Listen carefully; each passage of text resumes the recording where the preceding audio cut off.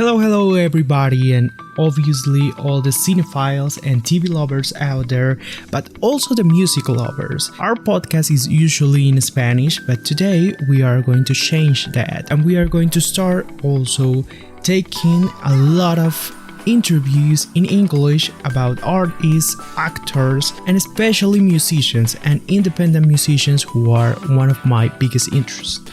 So, for that, we have a lovely show today because we have an amazing guest. He is a musician, but also kind of a comedian or a comedian with his music. And especially, he's very well known because of his two famous parents, who are Julia Louis-Dreyfus and Brad Hall, which are like comedy royalties. He's one of the most original artists out there. He's one of the most original songwriters, and also he has like something in his songwriting that is so clever, and that cleverness is something that I'm very passionate about in music, and I love it. So I wanna take a chance to know him better, to explore more about his music, about his passions, about his interests, and of course to discover more behind that artist. So today we have Henry Hall, who is launching his new album called Neato, and it's an amazing, guys, it's an amazing album. It's his first album, but also the music and the songs there are just fine. And I think it's really amazing that an artist like Henry Hall is invested on creating music with a comedic touch that I think is very valuable. Also, and ironically, he takes that very seriously. So I think that's amazing. And I'm going to make a little mixture of his songs in the next seconds so you can hear why I think he's so clever and his style. So this is like 4 songs mixed together that I'm going to put there, and then we are going ahead with the interview with this amazing artist who is Henry Hall, and you should take a look of him. Like, go check his music, go check his new album Neato, and go and support these new artists and these independent artists that are really amazing. Listen to these tracks, tell me if you like it, and let's go with the interview with Henry Hall.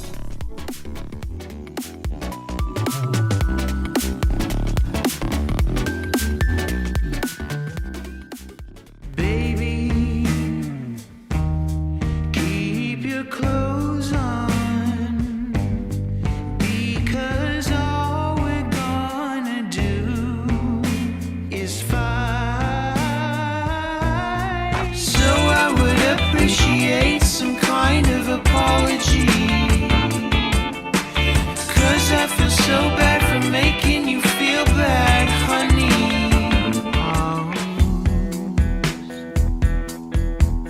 Not in my house,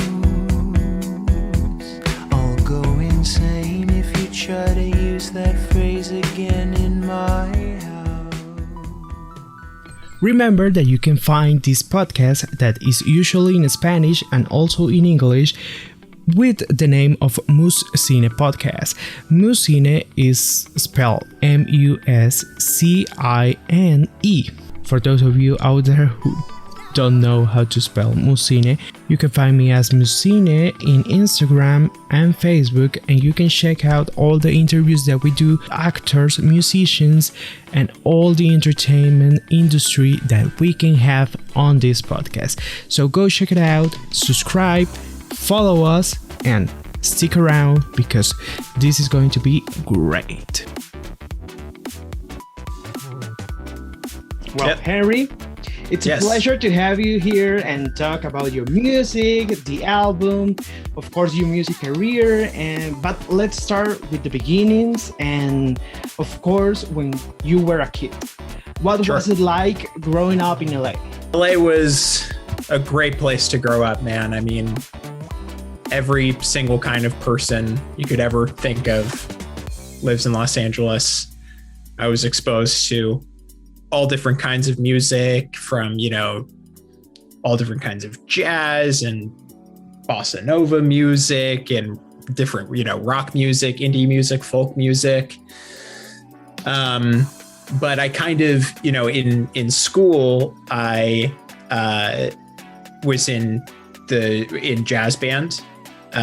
So I kind of learned how to play guitar through that, like from the perspective of jazz.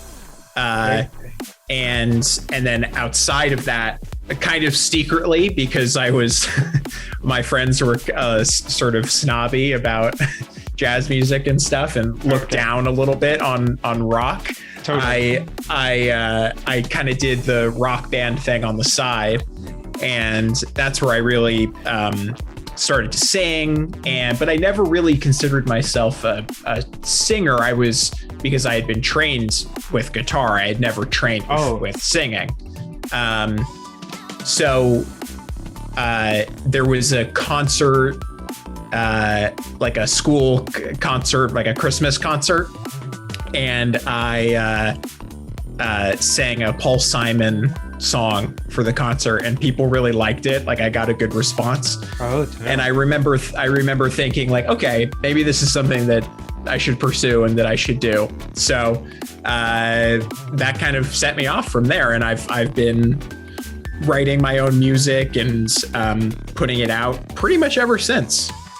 That was how it all began. Yeah. Were you always a person who was attracted to music for more than just the fun? Like for the kind of things that I want to create it, I want to study it, like that kind of thing? Yeah, I think I was. I grew up in a very musical household. My father is an amazing musician himself. He plays guitar and plays piano, and music was just something that was in my heart and in my brain always. I always had tunes and different melodies and ideas floating around in my head. And I think it always just felt like a natural progression for me to pursue music as a career and become a musician. I don't think I really thought that there was any other option. Okay. At that time, like, what were your favorite bands or singers? Like, what were those people that you aspired to be? Right. Well, my dad was a huge Beatles fan, or is a huge Beatles fan. He loves the Beatles, like a lot of people in the world. And so that was sort of my first exposure to songwriting and like the catchiness of music, things getting stuck in your head. Yeah. Like, I think the first song that was ever stuck in my head was 8 Days a Week. I remember not being able to stop singing that when I was like a little kid. And then he also, when I was probably 12, 13, that area, he showed me Simon and Garfunkel. Which was a huge influence on me. And I really learned how to sing harmonies by listening to Simon and Garfunkel. And then he also showed me the Smiths. Amazing. Great reference. That's right. Yeah. I got the classic stuff, it was nothing too obscure or anything. It was just kind of like the pillars of rock music. And, I think from the Smiths, I learned that like there could be humor in music. Totally. Like there could be sarcasm. Because Simon and Garfunkel is so earnest, it's very, very genuine and earnest. And the Smiths have a witty kind of like a sardonic edge to them. They're always like winking in the songs, they're always telling a joke or being sarcastic. So I got the two sides of the spectrum from those artists, I would say. And from there, what kind of instruments did you learn to play? Yeah, I started on piano, like a good boy, like my parents wanted me to. And, when I was probably 5 years old, I started taking piano lessons, and learned how to read music on piano. And then once I was probably not, I think 9 years old or something, I started playing guitar. And I really connected to the guitar because I sort of found it on my own. It wasn't something my parents said, "Oh, you have to play guitar," and like how they sort of did with piano. I really gravitated to guitar playing, and it's so easy to sing and play guitar. It just the instrument is suited to that. Okay. It's like you can, and there's always a guitar lying around, like in someone's house, and it can be it's easier than playing the piano and singing. Yeah, I mean, I think for me it is. I just connect to the feeling of guitar a little bit more. But I still play piano a lot, and I kind of I learned piano and learned guitar, and then started playing bass too. Those were sort of my three instruments. Yeah. And I play a lot of bass now. Like bass is sort of mainly what I like to. I mean, I write on the guitar, like all my for the most part, my songs are written with a guitar, but I like the feeling of playing bass because it's a little new. I'm the least experienced with playing bass, so it feels like a new thing, and it's really fun for me. I love playing bass. Totally. Yeah. Did you study music? Did you study music in college or something like that? Yeah, a little bit. I took a lot of music courses at college. And I did a summer program at a place called Berklee School of Music here in the States, which is in Boston. And, there I actually think my guitar playing improved the most because I went in as a guitar player and it wasn't even, I mean, the classes, the courses I took were great, but the thing that was the most helpful to me and influential to me was I played guitar for like 10 hours a day.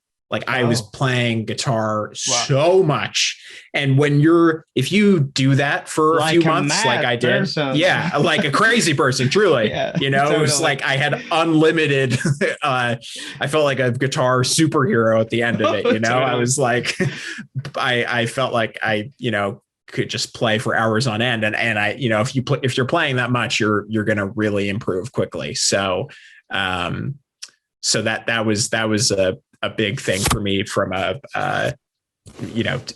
studying guitar point of view. So let's back it up to the moment that you realize that you have talent for singing, and you were like, okay, I sound good, and people reacted. Okay, tell me that story again. Yeah, sure. It was this concert, this like Christmas concert where I sang Paul Simon, and then I played a few. Well, I'll tell you another moment where I kind of realized, okay, this is something that singing is something that I can do. We played a Battle of the Bands show in high school. Amazing. Yeah, like School of Rock style. Yeah, totally. And we won the Battle of the Bands, and another band who was in it was a band that I really looked up to, they played sort of like fusion, like rock, metal, jazz type stuff. So they were like really skilled players, but my band won. Yeah. And the judges were like, oh, we loved how, we loved your melodies and songs, and we loved your voice. Yeah. And I was singing. Yeah. Oh, so it was one of the first shows, or it was probably within, the first like 5 or 6 shows I ever played was this Battle of the Bands. And do you remember which song did you sing? Yeah, I didn't sing anything that's released now, I don't think. But I could, I mean, I definitely, song? yeah. Original songs. Yeah. I was Amazing. probably, maybe 15 or something. And I mean, I've been writing songs since I was like 5 years old. Like that's something I really gravitated to with, instruments. You know, when I pick up an instrument, it's, my first thought is, oh, I want to write something, you know? So like, I remember I think the first melody I ever wrote was when I was about 5 years old. And it was like, it's really embarrassing, but it was called like Broken Boy, this song I wrote. And I literally sang it. It was like, broken boy, you're so broken boy, you're no token for me. That's how the song went. I don't know what that really means or anything, but, yeah, it's that songwriting's always been a thing. And it was just, yeah, it's, you know, I think it's important to have those moments of validation early on, so that you have the confidence to keep pursuing music and keep writing, you know? So I want to know, like, since you were young, you have written music, but always with this comedic side to the music. Mm-hmm. Yeah, I think so. I would say that part of my songwriting has developed more over the past like 7 or 8 years. I think early on I was less concerned with lyrics because I was so obsessed with music and melody, because I was studying music. I was studying guitar, and you know, I was learning my voice and like learning how to sing really high and do crazy stuff with my voice and whatever. And I think lyrics always sort of came second, you know. Okay. But now, there was always naturally, like, I would have things would have a you know, comedic sort of tints to them a little bit. But now I'm more deliberate about it. Like I say, like, I want to write something that has, you know, that's maybe like is a little witty or something. You know, not that I force it necessarily, but like I lean into that side a little bit more now as I've in my old age now.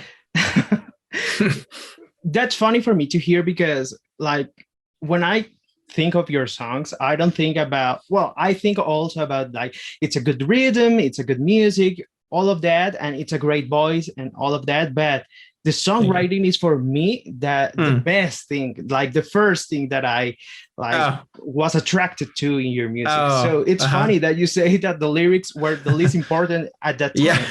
Yeah. No, it's true. You know, I think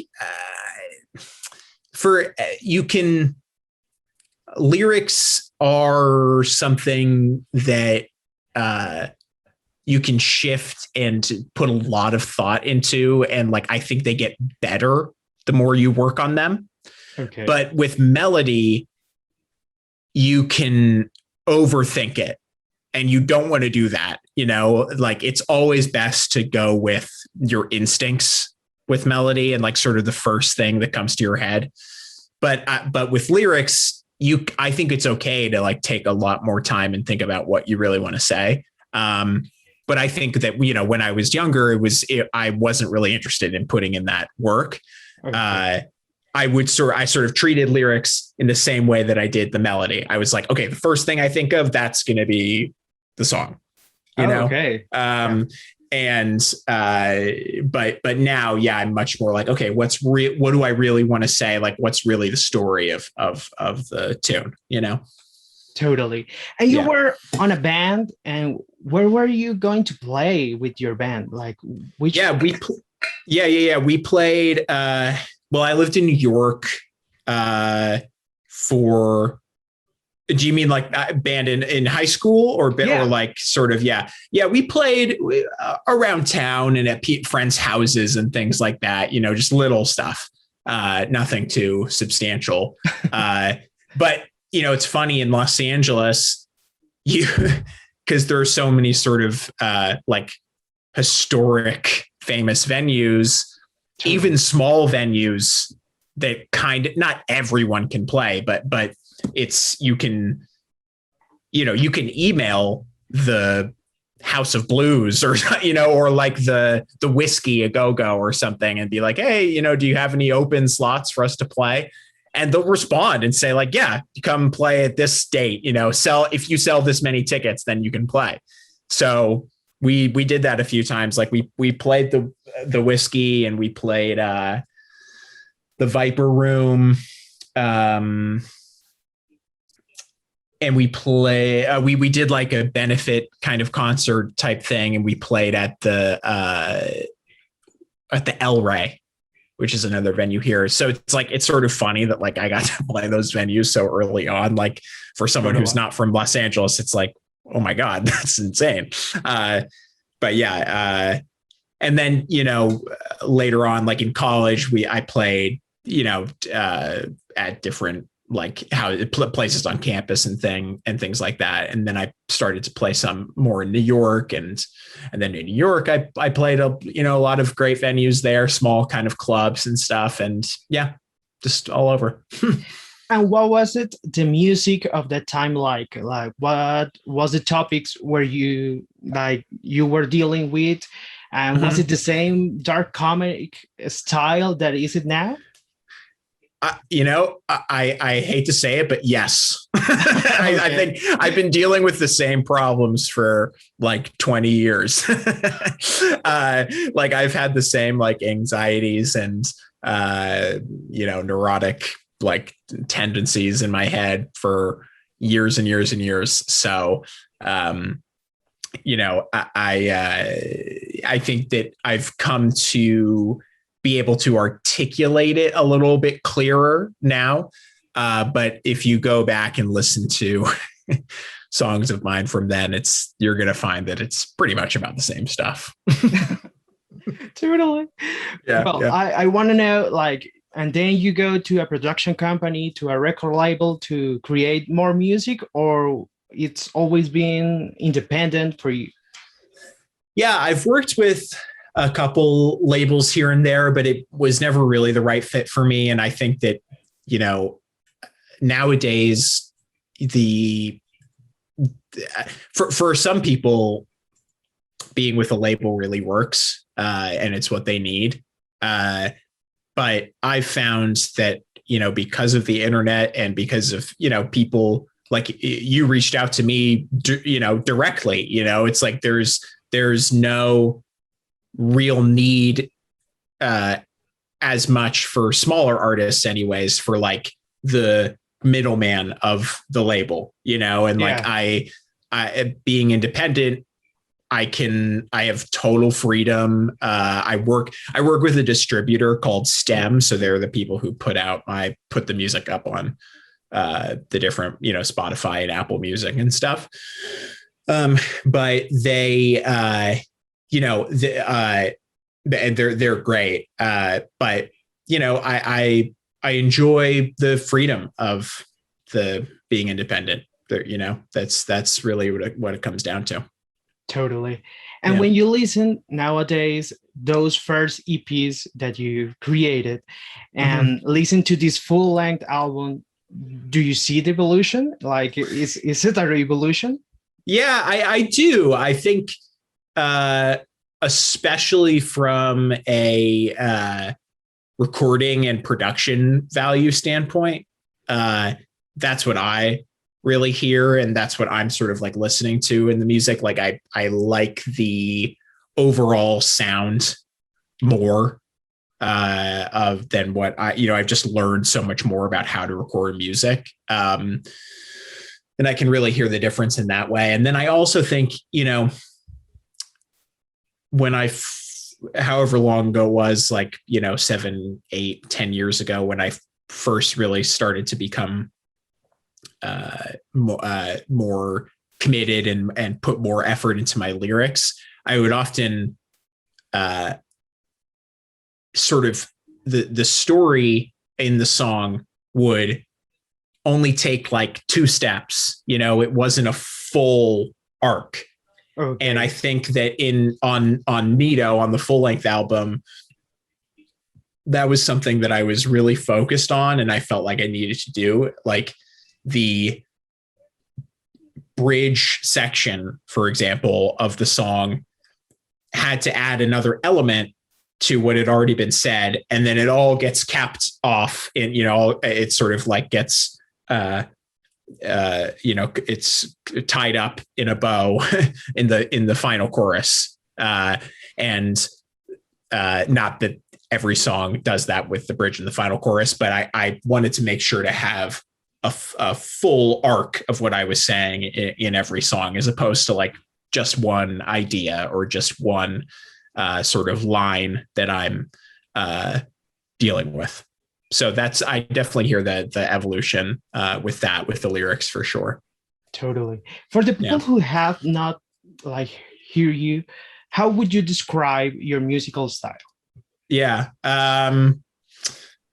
That's always a hard question. I think, in the most basic sense, it's alternative rock, Yeah, totally. But I think that, it's I would say it's like sort of, I hope anyway, that there's like a soulful element to my music, and also something, like there's a witty side to it. I hope anyway, there's something I'm self-aware. I'm not taking myself too seriously. Yeah, totally. So it's a sort of combination of those things. And, but I don't feel particularly, boxed in by a genre necessarily. I think that, it's like, I used to sort of describe the music as like alternative pop, because I want to connect with people on the same level that pop music does, give you that feeling that makes you feel so good when you hear a poppy song that you love. But I'm doing that sort of from another angle. I'm taking my own route to get there with that feeling for the listener. Yeah, totally. I can sense that. Well, let's talk about Neato. We have 13 songs. And how long did it take you to compose and write this music? That's a great question. I mean, it's not, some of the songs on Neato are really old. because I've been waiting to make a full length album for a long time. I was just always kind of afraid to do it. I could never really commit to doing a full length record, and Why? I would just, I don't really know. I think that it's a vulnerable thing. I was scared of being vulnerable and saying, here it is, like, here's my first album ever. It's less of a risk to put out an EP, and I think,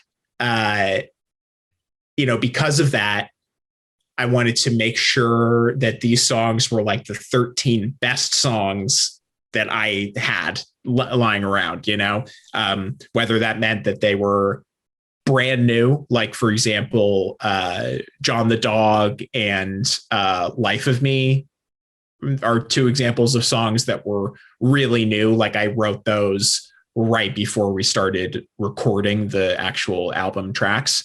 But then Monica, I think, is Monica the oldest? Yeah, Monica, I wrote in college. Like, I probably wrote in like 2011 or 12. That's amazing. Yeah. Which is the newest song? I think the newest song it's either Life of Me or Alive Annoyed. Those are pretty new. Those ones I wrote and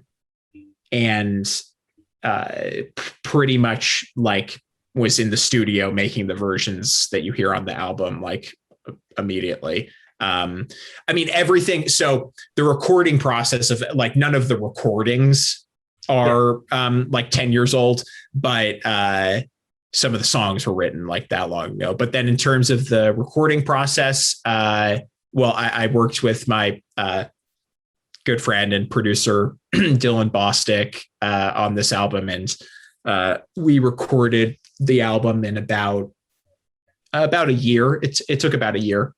I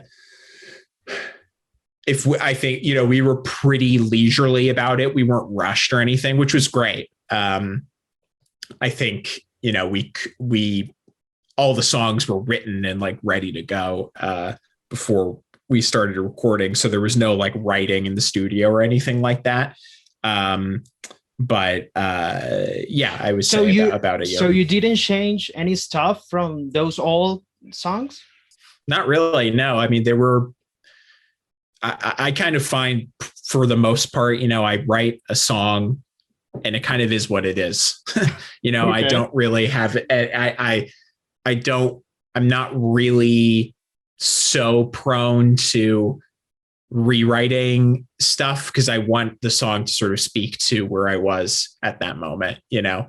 But that being said, though, like I think in terms of production and recording, it's good to have another person look at the song and be like, okay, we, you know, let's add a guitar here. Oh, let's why don't we play this chorus twice, you know, or like whatever it might be. And Dylan is really, really great at that kind of he's a great producer. So he's able to take these songs that I've written and make sure that the final product is the best possible version of the song, you know.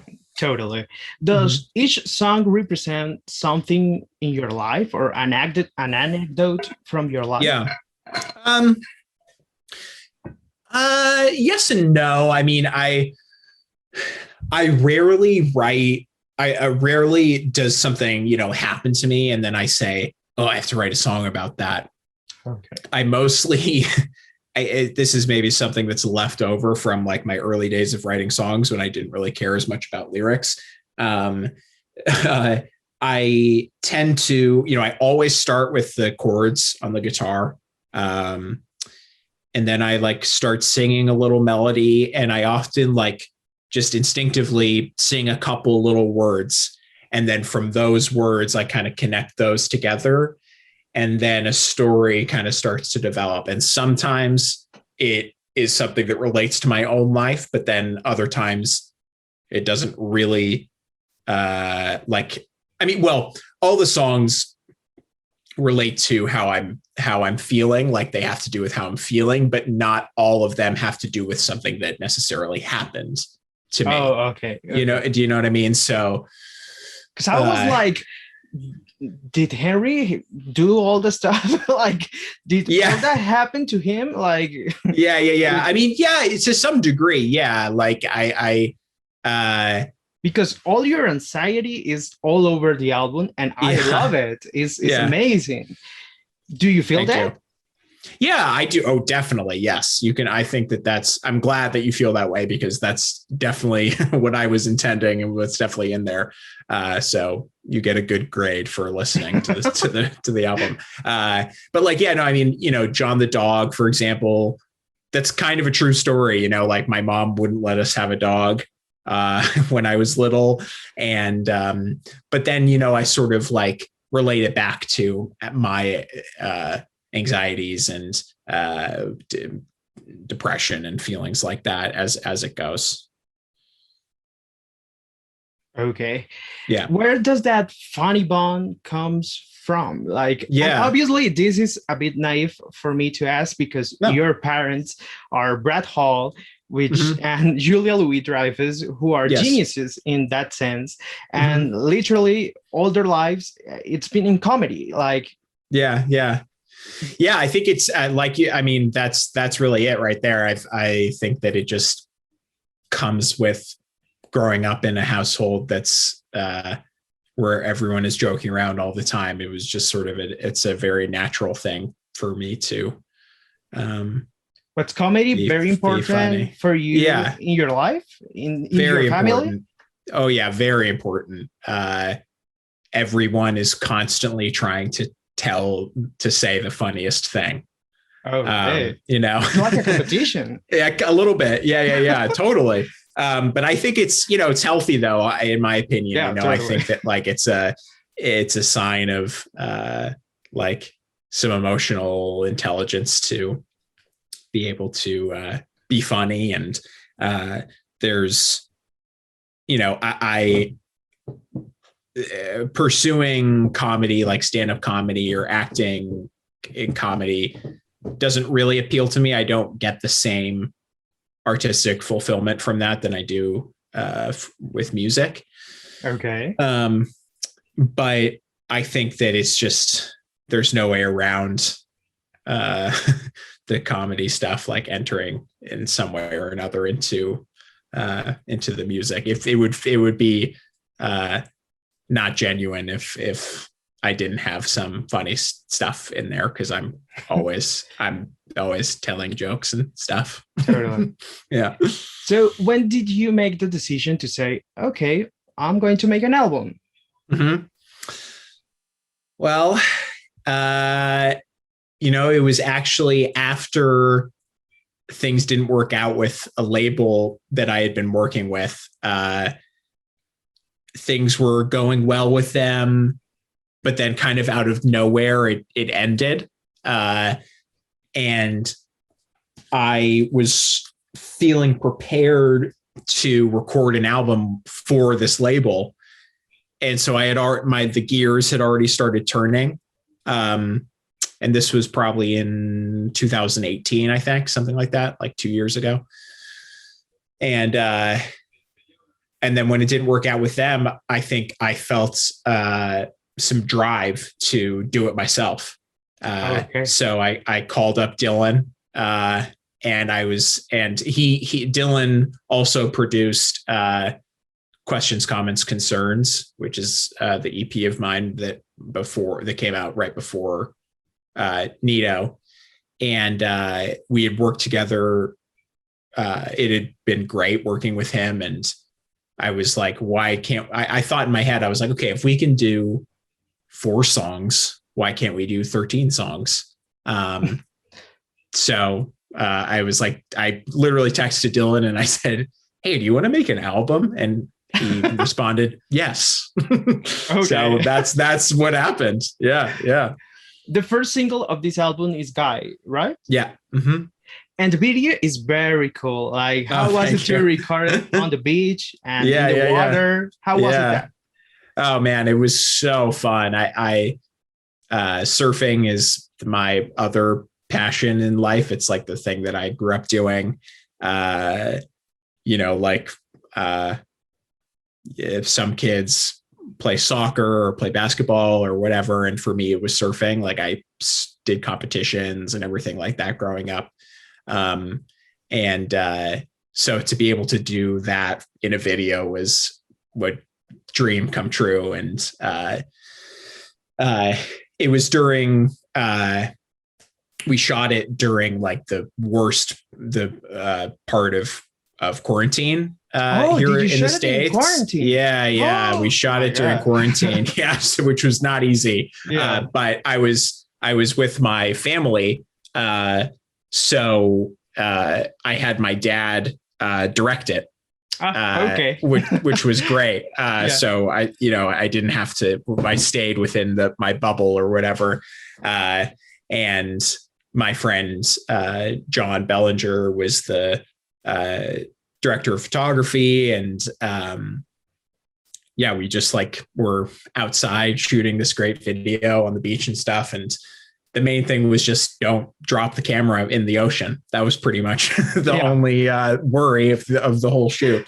That it was that and don't get COVID. Those were the two worries. Okay. Yeah. Totally. Yeah. I kind of love the lyrics of Guy, and I love the way you write music, because it seems incredible to me to have this very funny and above all this rich independent style that you have for the listeners. I love that.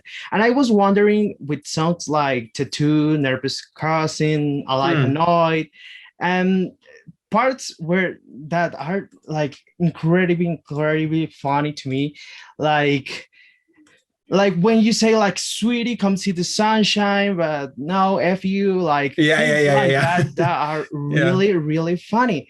I was like, have you ever considered to take like into filmmaking, like to create a sitcom or a musical series where these kind of songs that are very funny could enter very good? Yeah, I think so. I mean, I've had a little bit of experience acting, but to be honest, like the thing that I don't really like, I've written a few scripts here and there and done some acting, like I said, but there's those things really pale in comparison to the feeling that I get from writing and performing music. Okay. And so when I do those things and it doesn't feel as good, it feels kind of like work, Okay. It's like you don't want to feel that. I want to feel like the euphoria, the like intense good feeling that comes with playing music and recording music, but that being said, though, I love to making music videos. And I something that does interest me is, making a sort of I don't want to say a musical, but something that has music videos, like a sort of short film, maybe, that has like music videos in it with little scenes like in between the videos that connect everything together. That has appealed to me. Yeah, because I was listening to this album and I was also watching like the last season of Crazy Ex-Girlfriend. I don't know if you know this. Yeah. And they do like kind of great writing in funny songs. And I was like, well, Henry should do like a musical comedy, like this kind of show. That would be amazing. Yeah, no, totally. I've definitely like considered that. And all of this being said, like, I'm not closed off to, I'm not like, no, I don't want to do that at all, or something like that. I've just, I haven't had the inspiration yet to do it, but who knows? We could be talking in 5 years and I could have made like a whole TV series that's with my music or something. I don't know. Yeah, we'll see. I don't know. Well, which songs are your favorite from this album? Gosh. John the Dog that's a important one for me. I love that tune. I love Nervous Cousin. Yeah, totally. I love it. I've listened to the songs on this record a lot because, I had to make them and stuff. So I kind of find like whatever song I'm the least sick of, but that's my favorite song. Oh, okay. At the moment, you know what I mean? So the kind of the like deep cuts of the album are the ones that I like enjoy the most at this point. Like I like John the Dog and I like Cozy Dying, I like, and stuff like that. But it's like, it's hard to, not hard, but I've listened so much to like 13 Besties and Guy, cause we made music videos for those too. So like, I just had to listen to it a lot, like during the shooting and everything. So I'm a little bit, I don't really like listen to those tunes as much, but I definitely, I really like John the Dog, Nervous Cousin, Cozy Dying, things like that. Yeah. I personally love tattoo because Oh, nice. I felt seen. Like, Oh, good. Like you understand my issue with second guessing about like having mark on my skin. Like, like, do I want that? But it's cool. Yeah. But I don't know. Like that's kind of me. So I love that. Oh, good. I'm so glad to hear that, man. Yeah, we're the same. We're kindred spirits in that way. Because so many of my friends have these cool tattoos, and I'm like, I want to be a cool guy and have a tattoo, but I'm like, I don't think I could do it. You know, totally. It's like, what if I hate it like in 3 days? You know? Yeah, you have to be old with that tattoo all your life. Like, no. Yeah. Completely. Well, I want to know, like, in which way do you want to keep going in your career? Like, it's going to be more music, more acting, what? Yeah. I'll take whatever comes to me, honestly. I mean, if, you know, maybe I'll do some acting here and there. I'm an open book. So whatever feels right in the moment will come. I mean, I'm working on my second album. Oh, that's amazing. Yeah. Which I'm very excited about. And it's going to be, I'm really happy with how it's going so far. So hopefully people like it. And that's really my focus right now is just recording and writing and performing as much music as possible. Totally. Yeah. Do you have any tips for young independent songwriters and musicians that are starting in this business? Because I think it's a tough business because there is a lot of musicians. Of course, there are like big musicians and a lot of independent musicians also. Well, I think this is my advice, honestly. I think because of that, because there's so much music, there's so much content out there, you can't really have control over what people like. It's really hard to sort of like make something for someone to like. It's impossible, actually. So the only thing that you really have at all times is what you like. And I think that if you follow that guide, people are going to discover what you've made and relate to it, and that's what's going to give you success, is like being true to yourself. Totally. And I think that you're so good in it because you are unique in the kind of way, like, I've never listened to like a full album which was so much about comedy, about dark comedy, and I love it. Like, that was amazing for me. It's something new. I don't know if there are many other artists that maybe are doing the same, but for you to do that was amazing for me. Oh, thank you. I appreciate that. Really, that's what I hope people can get from the album. I hope that, you know, they get the same feeling that I did when I like first listened to Morrissey, you know, when I was a little kid. You know, like that's an important feeling in life, and I hope people can connect to the stuff in that way, for sure. Henry, which song right now it's stuck in your head from other artists? Oh, like right now, something? Right now. Yeah. Okay. Off the top of my head, I've been listening to a lot of One O Tricks Point Never. Have you ever heard of him? OPN. When we're done, I'll email you a couple of his songs, but he has a song called Long Road Home that is really stuck in my head. And he's kind of credited with like creating vaporwave. Oh, okay. But his music is like very, and his biggest thing is he did the soundtrack for Uncut Gems. Oh, totally. That's amazing. Yeah. He's an incredible artist. I really look up to him a lot, especially like from a production and like synth sound standpoint.